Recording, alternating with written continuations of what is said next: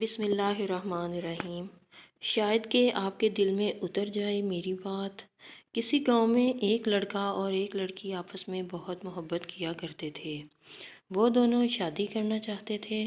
لڑکے کے والدین کم پیسے والے اور لڑکی کے والدین ٹھیک ٹھاک پیسے والے تھے۔ لڑکی اکثر کہا کرتی تھی کہ آپ اپنے ماں باپ کے ساتھ آؤ اور رشتے کی بات کرو، لیکن لڑکا جانتا تھا کہ لڑکی کے گھر والے کبھی نہیں مانیں گے، جس کی وجہ سے میرے والدین کو بہت شرمندگی محسوس ہوگی۔ انہی مسئلوں میں کافی وقت بیت رہا تھا کہ ایک دن لڑکی نے صاف صاف کہہ دیا کہ اگر وہ کچھ دنوں میں اپنے ماں باپ کو رشتہ مانگنے نہیں بھیجے گا تو آئندہ کبھی میری شکل تک نہیں دیکھ سکے گا۔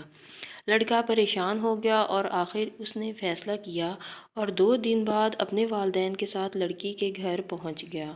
حال احوال کے بعد لڑکے کے ماں باپ نے جب رشتے کی بات کی تو لڑکی کے والد نے ٹال مٹول کرنا شروع کر دیا اور ساتھ ہی اس نے عجیب و غریب شرط رکھتے ہوئے کہا، میں اس شادی پر راضی ہوں لیکن میری شرط ہے۔ شرط کا نام سن کر لڑکا سمجھ گیا کہ اب یہ ایسی شرط رکھے گا جو پوری کرنا ہمارے بس کی بات نہیں۔ لڑکی کے والد نے کہا کہ گاؤں میں جو پانی کی نہر بہہ رہی ہے، اگر اس میں پانی کی جگہ خالص دودھ بہنے لگے تو اسی دن بیاہ کر لے جانا۔ یہ شرط سن کر وہ سمجھ گئے کہ ایسا تو ہو ہی نہیں سکتا، بھلا یہ بھی کوئی شرط ہوئی؟ خیر، وقت گزرتا گیا اور لڑکے کے دل میں شادی کے ارمان جاگنے لگے، لیکن وہ اس شرط کی وجہ سے پریشان تھا۔ ایک دن لڑکے کے والدین شادی مانگنے لڑکی کے گھر پہنچے تو لڑکی والے پہلے اپنی شرط کو پورا کرنے کی بات کرتے رہے۔ پورے گاؤں میں یہ شرط والی بات پھیل گئی اور دور دور تک لوگ اس بارے میں بات کرنے لگے۔ کسی نے کہا کہ اگر آس پاس کے سب گاؤں کی بھینسوں کا دودھ بھی جمع کر لیا جائے تب بھی ایسا ممکن نہیں۔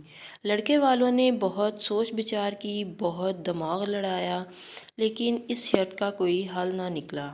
آخر جب لڑکا ہمت ہار گیا اور اپنے گھر والوں سے رشتہ ختم کرنے کا مطالبہ کر دیا، انہی کے گھر میں کسی کونے میں پڑی ایک بوسیدہ سی چارپائی پر لیٹا ہوا ایک بیمار بزرگ شخص یہ ساری باتیں سنتا تھا، لیکن اس کو گھر میں کوئی کچھ نہ بتاتا اور نہ اس سے مشورہ کرتا۔ وہ بوڑھا شخص لڑکے کا دادا تھا جو اپنی زندگی کے گنے چنے دن گزار رہا تھا۔ گھر میں اس کو نہ کوئی پسند کرتا تھا، نہ اس سے کوئی بات کرتا تھا۔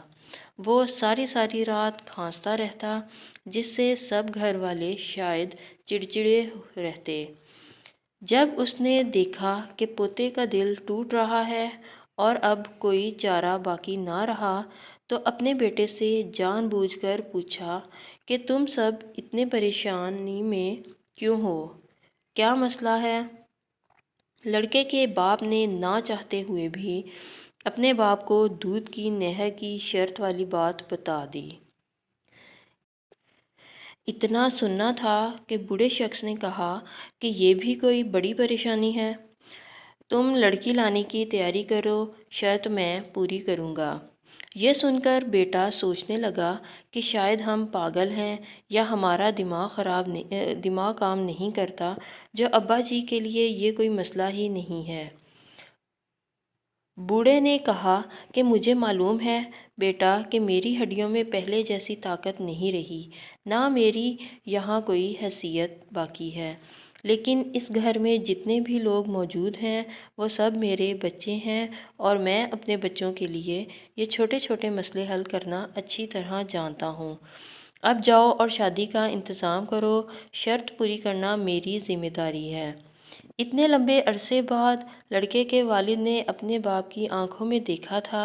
باپ کی بوڑھی آنکھوں میں وہی پیار تھا جو بچپن سے دیکھتا آیا تھا۔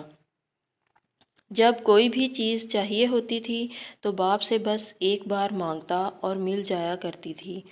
جب یہ احساس ہوتا تھا کہ ابا جی گھر میں ہیں، جب ان کی چپلیں دیکھ کر بھی سانپ سونگھ جاتا تھا، جب بڑے بڑے مسئلے چٹکیوں میں حل ہو جاتے تھے، ابھی انہی خیالوں میں تھا کہ باپ نے کھانستے ہوئے چارپائی سے اٹھنا چاہا تو کافی سالوں بعد ایک دم بے ساختہ ہو کر بیٹے نے سہارا دیا۔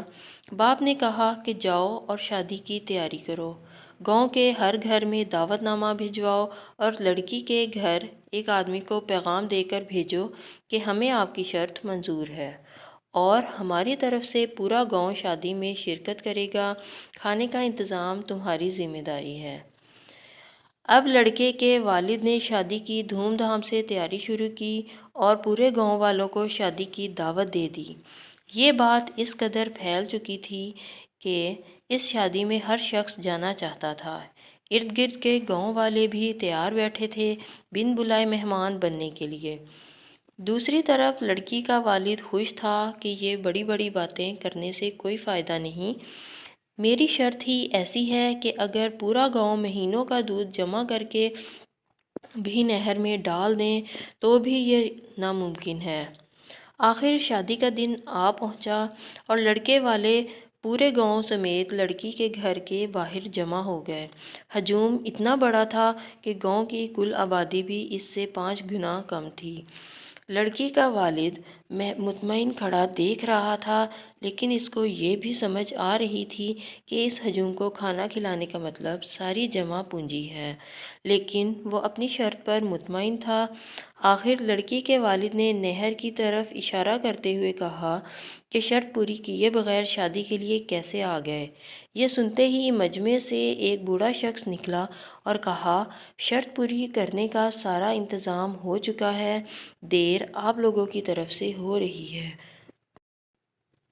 بوڑھے نے کہا، ہم نے دودھ نہر میں بہانے کے لیے سب انتظام کر لیے ہیں، آپ نے نہر خالی کیوں نہیں کروائی؟ اس میں تو پانی بھرا ہوا ہے، آپ نہر کو خالی کروائیں تاکہ ہم اس میں دودھ بہا سکیں۔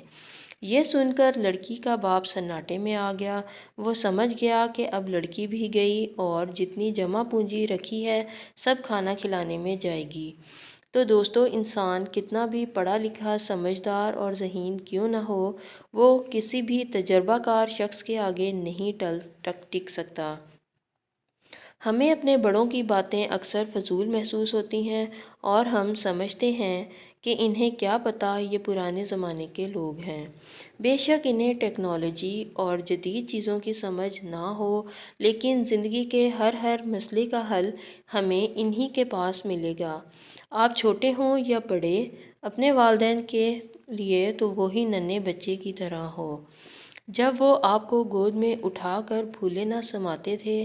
اگر آپ کے ماں باپ زندہ ہیں تو ان کو خوب خوش کریں، ان سے اچھی باتیں کریں، ان سے ان کی شان کے مطابق مذاق کریں، انہیں احساس دلائیں کہ آپ کا ہونا ہمارے لیے کتنی بڑی نعمت ہے، انہیں اپنے بیماریاں بھی بھول جائیں گی۔ ان کی ایسی خدمت کریں اور اگر والدین فوت ہو گئے ہیں تو ان کی تڑپ میں ان کے لیے دعائیں کریں، خوب پڑھ کر انہیں تحفے تحائف بھیجتے رہیں تاکہ روز قیامت ہمارے والدین جنت میں ہوں اور ہمیں اپنے ارد گرد دیکھ کر فخر کریں کہ یہ ہمارے بچے ہیں۔ شکریہ۔